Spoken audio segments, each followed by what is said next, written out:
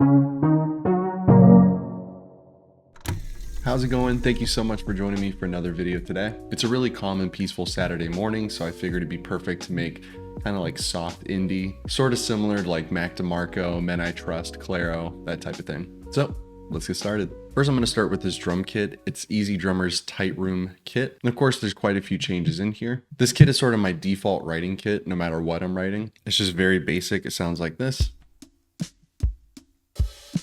And I am drumming on the Korg micro key. A lot of people have asked me to do a tutorial on how to do drums on a keyboard. I don't know if it's really deserving of one video, so I'll just explain it real quick. So each one of these keys corresponds with a different hit. I am a drummer, so I feel like it was a little easier to piece it together, but it's honestly just about learning where each drum hit is on the keyboard and then getting comfortable with that. All right, so first I'm just gonna lay down an initial drum beat. Typically when I make these videos, I have an initial demo to work off of, but today we're just gonna kind of make it up as we go.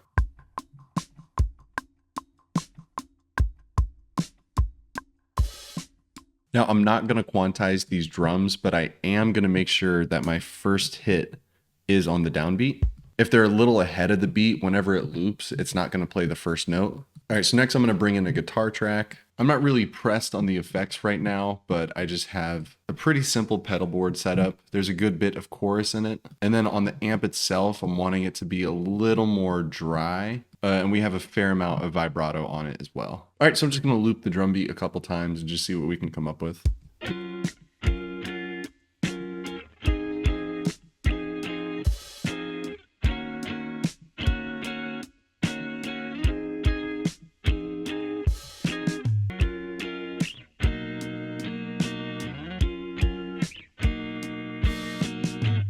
So I think I like that to start. All right, so I'm just gonna expand these drum loops and I'm just gonna play a guitar to this and kind of just make it up as I go. And hopefully that'll start to piece the picture together a little more.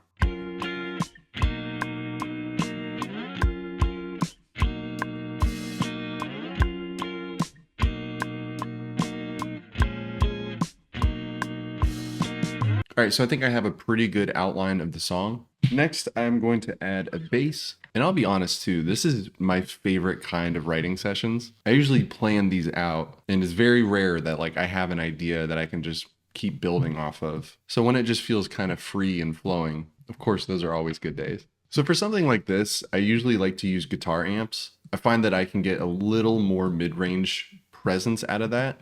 And then if I need to substitute that low end, I'll just copy the track, just the low end, and just give that a little boost. I just clicked on a random preset, live room stack. I took a little bit of the highs out. And something for this that I want to mention, I really love the sound of flat wounds, but I'm very lazy and I just still haven't changed the strings on this bass. So when I pick, I'm using my finger and I'm palm muting it hard. It deadens the sound a lot, so I definitely recommend it. Your fingernail will probably hurt at first, so it takes a while to get used to it, but I've been pretty much playing that way my whole life. Fingertips of steel here.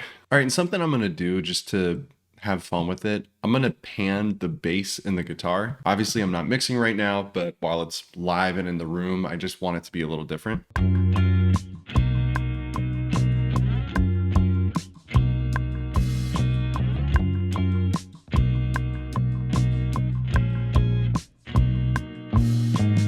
I'm also noticing that the guitar is actually insanely out of tune. So I'm just gonna take that really low so that way I can just play to the whole track and keep my sanity.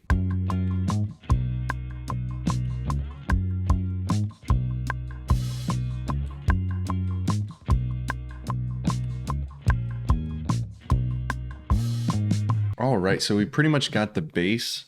I'm gonna rework the drum parts just to fit a little better with the bass. There's a couple hits in the chorus as well that I want to emphasize on. So I think for this, I'm just gonna kind of play through. I want that sloppy human feel.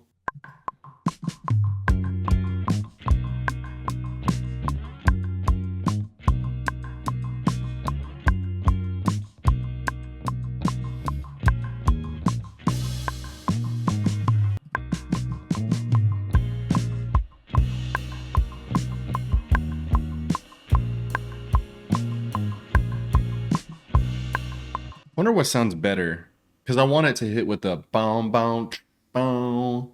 So I don't know if I want to do like an open hat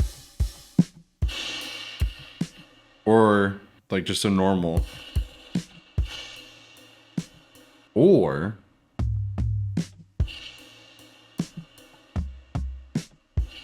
it's the hi-hat. That one sounds the best.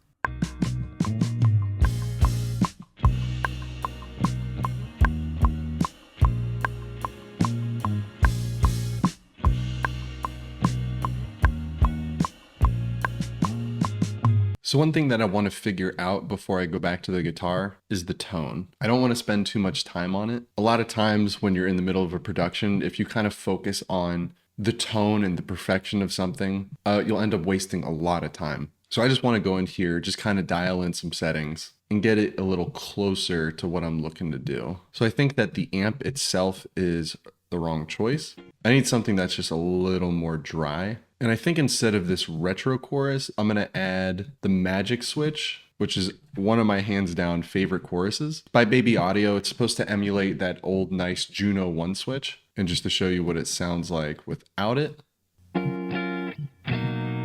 let's flip it on. And that literally fit the vibe like absolutely perfectly. So I'm gonna go ahead and take out this scratch track that I made, and we're just gonna cycle through it. But of course, we're gonna tune first.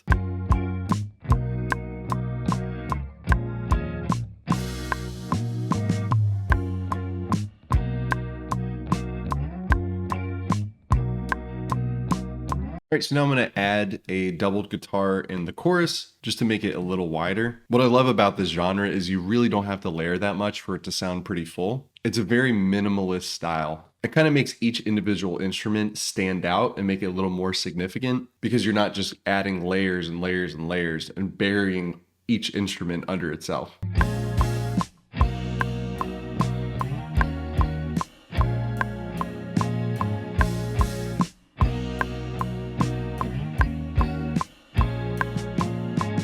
So now I want to add some kind of guitar melody, just a little theme that we can kind of sprinkle throughout the song.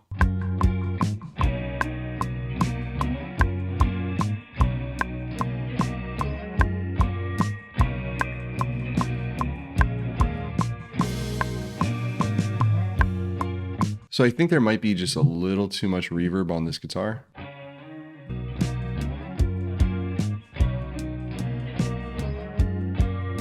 Yeah, that sounds much more natural. Because again, I don't want this giant cathedral, just big, massive sound. It's supposed to sound very tight, like it's all together in one room. And real quick, I'm just gonna adjust these drums. I want a lot more of the overhead sound to shine. Like that's just the overhead mic. Again, this version of Easy Drummer has been one of my favorites to make indie with. It's hard to find a very tight, close, small room feel. And this pack did it just completely perfect. All right, real quick, I'm just gonna adjust this bass. All right, so next I'm gonna add a couple of very subtle Juno type something. I don't know yet.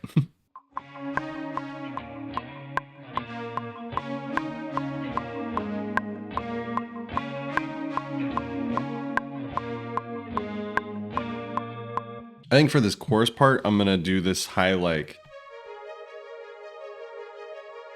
shimmer type thing.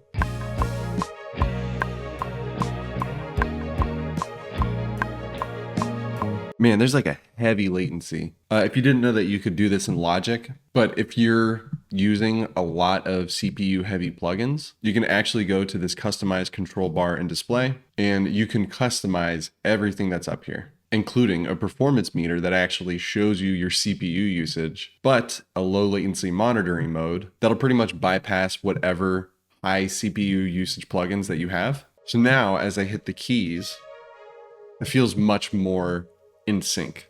So I won't be doing lyrics in this one because I am just getting over being sick and you guys don't need to hear that. So what I'm gonna do is finish mixing where we are. And if you have inspirations to put over this song, I'll include free downloadable stems in the description. Love to hear whatever you guys have to add to the song. I kind of want to start doing that more as well. So if you decide to do something with this, definitely tag me in it. I'd love to see it. But let's go ahead and mix all of these parts. So I think the drums are a little over compressed. I added this LA 2A and I honestly think that that just nuked it a little too hard. Yeah, that sounds much better. All right, so I'm fairly happy with the way that everything else is EQ'd. I didn't really do too much to anything. I heard this quote recently, and it was produce like mixing isn't a thing that exists. And in essence, all that means is just to get it right at the source as much as possible. To think like, let's not think that we can make it better later. Let's make it the best version that it can be. And that advice stuck with me. So I'm gonna level everything. And I talk about this technique a lot in my videos, but I love to mix in mono. When we have things in a stereo field, it's very much so an illusion because something can feel totally balanced, but then we go to listen to it on like a phone or a laptop and everything just sounds like it's competing with each other. So by putting every single track in mono, we're able to hear directly what is competing with each other. And I'm telling you, it's just been a lifesaver. So in Logic, if you open up the gain plugin, you can just click on to mono. And then if you want to check your mix out of mono, you just turn the plugin off. And real quick, I also think it's most important to start from the low end up. Most of the problems that I have when I'm mixing is in my low end. So if I start with that and get the clarity there, it'll be much easier for me to add everything in the top end. So I start with drums and bass.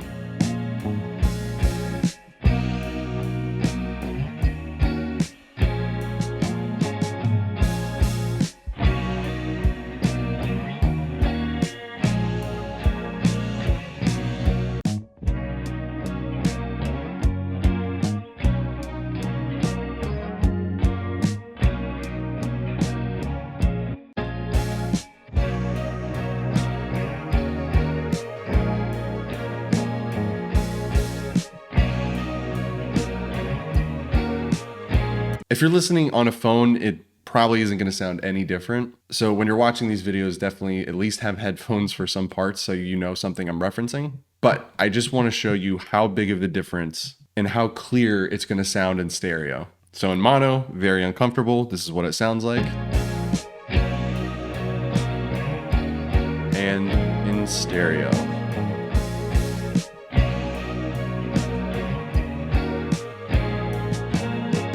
That trick has never let me down. And keep in mind, this mix is not right or wrong. It just feels right to me. Hey there, editing Trevor here. For some reason, all the audio bounced to mono with this. So I'm just gonna skip forward to the end where we just listen to the whole song. So sorry about that. But please download the stems if you wanna take a look at the project and do anything with it. But this is what the song sounds like. Thanks. All right, and let's go ahead and listen to the whole track.